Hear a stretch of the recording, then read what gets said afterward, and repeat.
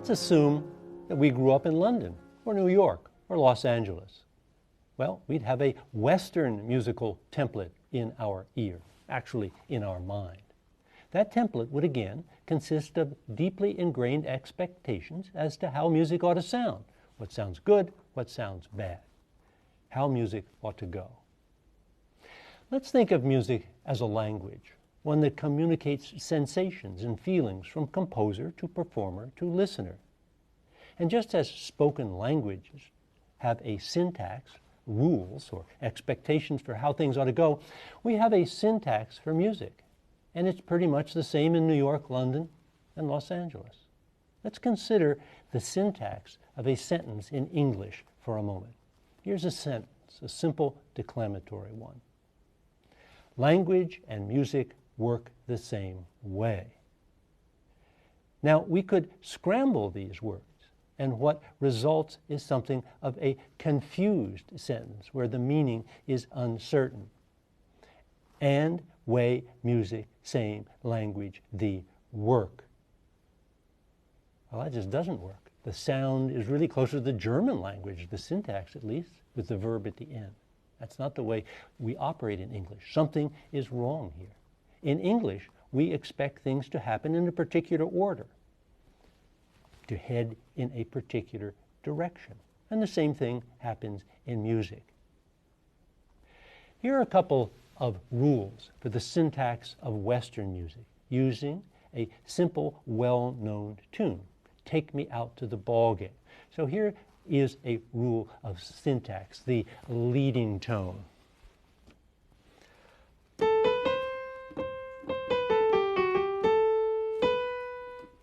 That's got to lead up to that. Hear that pulling in there? We've got to have that expectation fulfilled. Here is another rule of syntax, the large leap. In music, if we leap in a particular direction, particularly up a large measure, we've got to come back in the opposite direction. Again, with Take Me Out to the Ball Game. Big leap, back in the other direction. On and on it goes.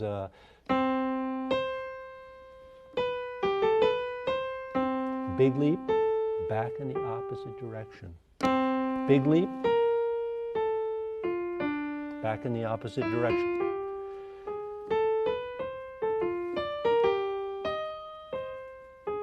Each time leaping up and heading back in the opposite direction. There with Bernstein's There's a Place for Me. Here's another rule of syntax, that the harmony must fit the melody. Whoops, that doesn't work. The harmony is not fitting the melody. There we have a violation of syntax. Here is another rule of musical syntax, that the harmonies have to return home. They return home to what we'll later have described as the tonic. So we have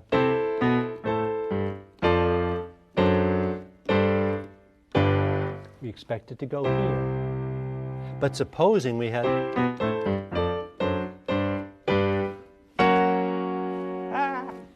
well, that's sort of unexpected.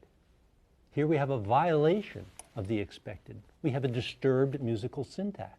And it can actually be measured neurologically using brain imagery, EEGs and fMRIs and PET scans and that sort of thing. That's what those who work in cognitive neuroscience have been doing. As you can see by this article in Trends in Cognitive Sciences, it shows that at the moment at which the unexpected chord is sounded, there is a measurable spike in activity within certain cells of the brain. To sum up, every culture around the world establishes a norm, a template, for what the music of that culture should sound like, how it should go. These are not physical attributes of the music. They are cultural, they are human, and they are local, and they are somewhat arbitrary. But let's turn now to the physics of music and what is universal to all musical cultures. Let's turn to nature.